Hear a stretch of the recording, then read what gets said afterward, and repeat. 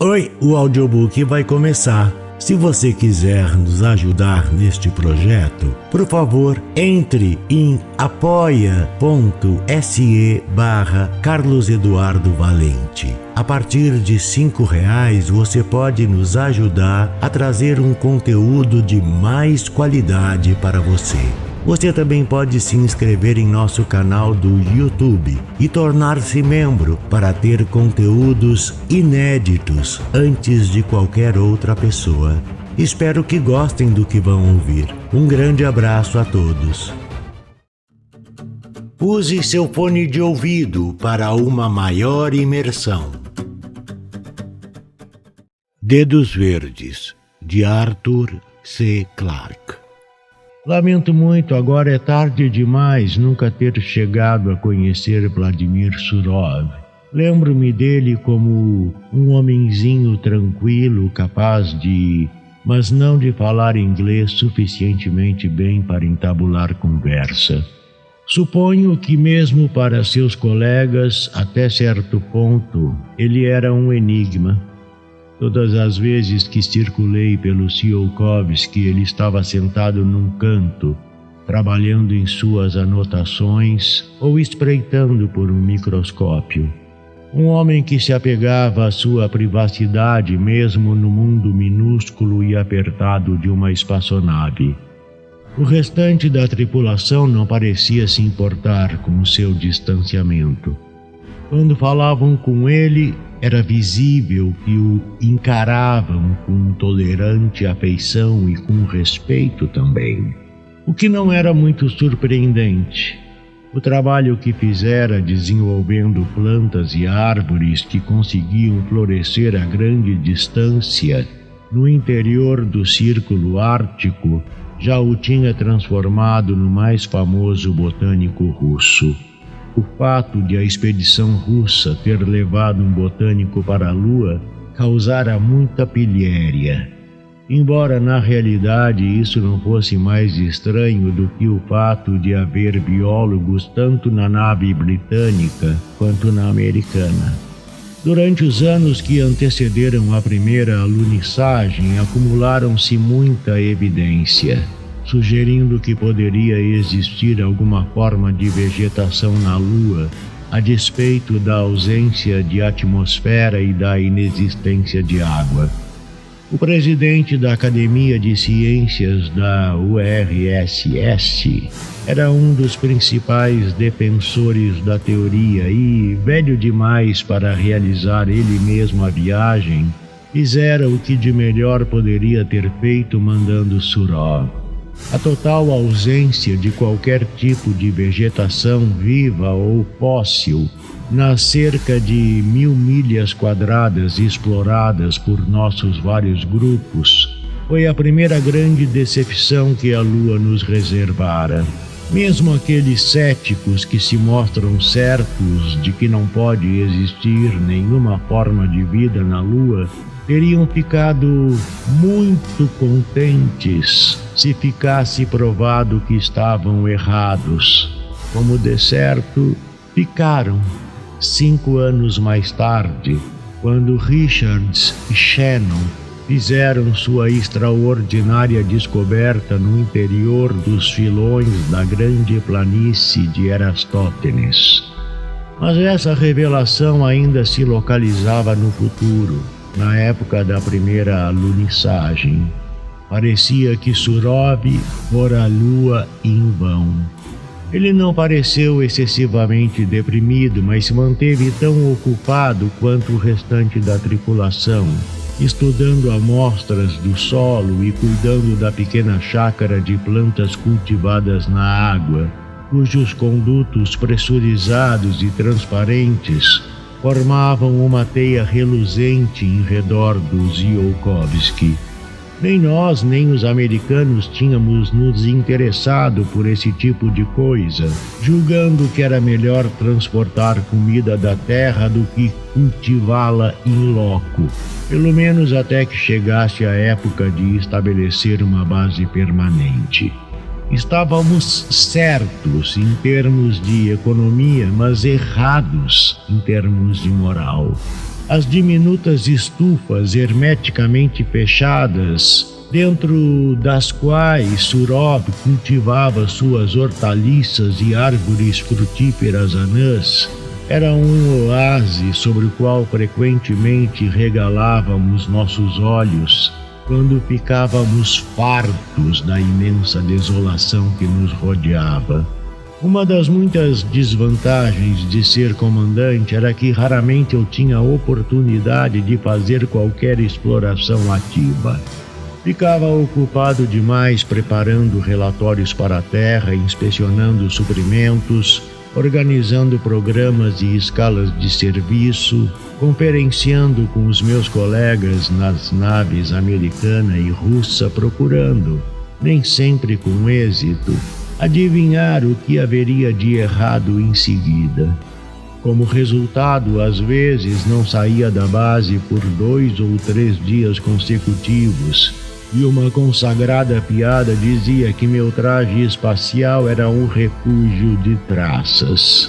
Talvez seja devido a isso que eu possa lembrar-me tão nitidamente de todas as minhas expedições ao exterior. Certamente posso recordar meu único verdadeiro encontro com Surov. Foi perto do meio-dia, com o sol a pino sobre as montanhas do sul e a Terra Nova. Réstia de luz prateada claramente visível a alguns graus de distância.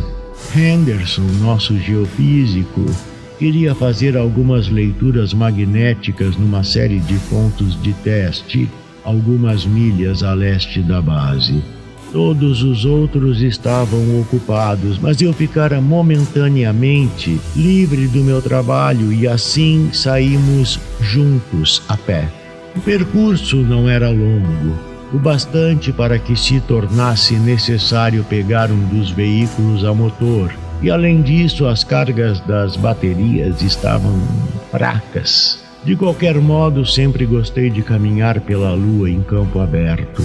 Não era meramente o cenário, já que após algum tempo a pessoa se acostuma até os seus aspectos mais assombrosos. Não, eu nunca me cansava.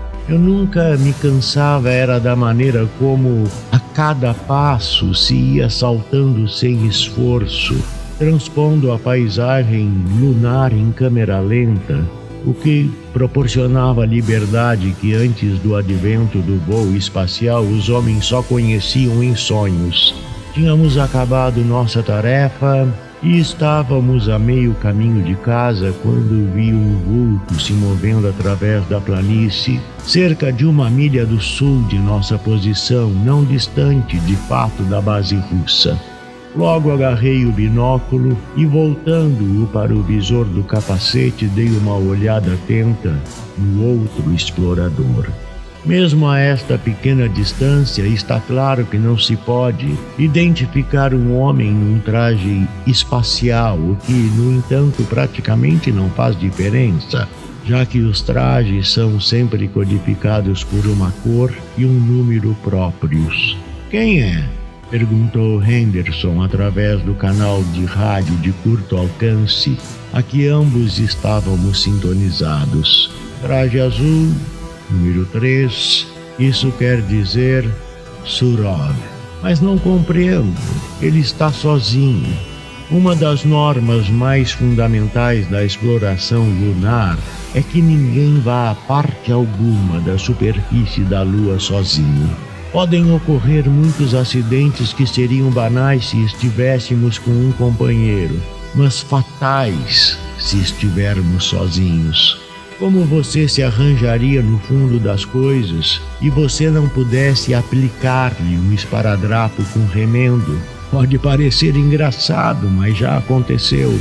Talvez seu companheiro tenha tido um acidente e esteja indo buscar socorro, sugeriu Henderson. Talvez fosse melhor chamá-lo. Fiz que não com a cabeça. Era evidente que Surov não estava com pressa. Saíra em expedição por sua conta própria e prosseguia o tranquilo caminho de volta para Tsiolkovsky. Não era assunto meu se o comandante Krasnin deixava seu pessoal sair em expedição sem acompanhante, embora isso parecesse uma prática deplorável. E se Surov estava infringindo regulamentos, também não me cabia informar. Durante os 2 meses seguintes, frequentemente meus homens avistaram Surov fazendo a caminhada solitária sobre a superfície lunar. Mas ele sempre se esquivava se chegavam demasiado perto. Fiz algumas investigações discretas e descobri que, devido à falta de homens, o comandante Krasnin fora forçado a relaxar algumas medidas de segurança.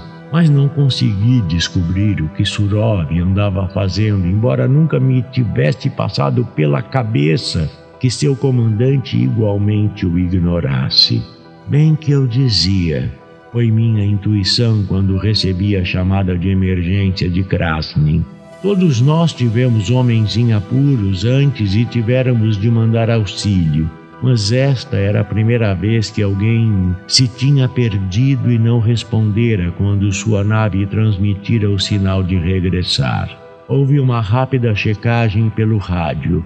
Traçou-se uma linha de ação e equipes de busca saíram em leque de cada uma das 3 naves. Saí novamente com Henderson e o mero bom senso mandou-me seguir em sentido contrário ao rumo que víramos Surov tomar. Ficava no que considerávamos como nosso território, a uma boa distância da nave de Surov. Enquanto escalávamos os baixos contrafortes das montanhas, ocorreu-me pela primeira vez que o russo podia estar fazendo alguma coisa que queria esconder de seus colegas. Mas o que poderia ser eu não conseguia imaginar. Henderson o encontrou e gritou por socorro pelo rádio instalado na roupa espacial. Mas era tarde demais. Surov fora encontrada estendido no chão, a face voltada para baixo, o traje desemplado enroscado em volta dele. Estava se ajoelhando quando alguma coisa despedaçou o globo plástico de seu capacete. Era possível ver como caíra pesadamente de frente e morrera instantaneamente. Quando o comandante Krasnin nos alcançou, ainda estávamos olhando espantados para o inacreditável objeto que Surov estivera examinando antes de morrer. Tinha cerca de 1 metro de altura. Possuía uma dura e esverdeada forma oval. Estava enraizado nas rochas com um vasto entrelaçamento de gavinhas. Sim, enraizado, pois era uma planta. Poucos metros à frente havia outras 2, muito menores e aparentemente sem vida, visto que enegrecidas e secas. Afinal de contas, então, a vida na Lua foi minha primeira reação. Só quando a voz de Krasnin ecoou em meus ouvidos, compreendi claramente o quanto a verdade era muito mais assombrosa. Pobre Vladimir, disse ele. Sabíamos que era um gênio, mas zombamos dele quando nos falou de seu sonho. Por isso ele mantinha em segredo seu maior feito. Conquistou o Ártico com o trigo híbrido que desenvolveu, mas isso era apenas um começo. Ele trouxe vida para a Lua e a morte também. Ali, naquele primeiro momento de impressionante revelação, tudo parecia ainda um milagre. Hoje o mundo inteiro conhece a história do cacto de Surov, como inevitavelmente, ainda que de forma bem inexata, seria batizado. E ela perdeu muito de seu caráter prodigioso. Os apontamentos de Surov contaram a história completa e descreveram os anos de experimentação que finalmente o conduziram a uma planta cujo resistente revestimento lhe permitiria sobreviver no vácuo e cujas raízes muito extensas, com secreções ácidas, a tornariam capaz de crescer sobre rochas e que até mesmo líquens dificilmente teriam conseguido vingar. E vimos a realização da segunda etapa do sonho de Surov, pois o cacto que para sempre levará seu nome já se espalhou por vastas áreas da rocha lunar, abrindo caminho assim para as plantas mais diferenciadas que hoje alimentam cada ser humano sobre a face da lua. Krasnin se curvou ao lado do corpo de seu colega e levantou-o com esforço devido à baixa gravidade. Tocou com os dedos os fragmentos destroçados do capacete plástico e balançou a cabeça com perplexidade. Que poderia ter-lhe acontecido? Disse ele. Dá quase a impressão de que a planta o golpeou, mas isso é ridículo.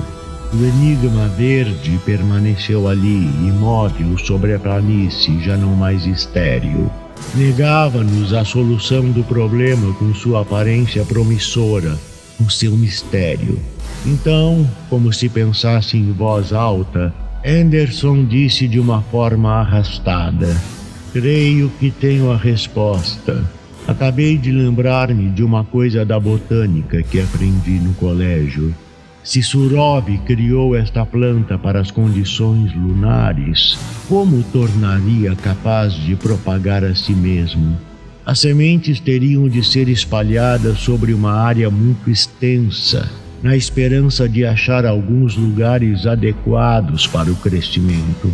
Aqui não há pássaros ou animais para transportá-las como ocorre na Terra. Só posso pensar numa solução. E algumas de nossas plantas terrestres já tirariam partido dela." Ele foi interrompido por meu grito. Alguma coisa com um sonoro som metálico chocara-se contra a faixa de metal na cintura do meu traje. Não causou danos, mas foi um ataque tão súbito e inesperado que me colheu totalmente de surpresa. Uma semente jazia a meus pés, aproximadamente com o tamanho e a forma de um caroço de ameixa. Alguns metros à frente, encontramos aquela que espatifara o capacete de Surov no momento em que ele se curvou. Deve ter reconhecido que a planta estava madura, mas em sua impaciência de examiná-la esquecera o que isso significava. Vi um cacto atirar sua semente a 1/4 de milha com a ajuda da baixa gravidade lunar. Surov fora abalhado a queima-roupa por sua própria criação. Do narrador Carlos Eduardo Valente. Contato carlão50@gmail.com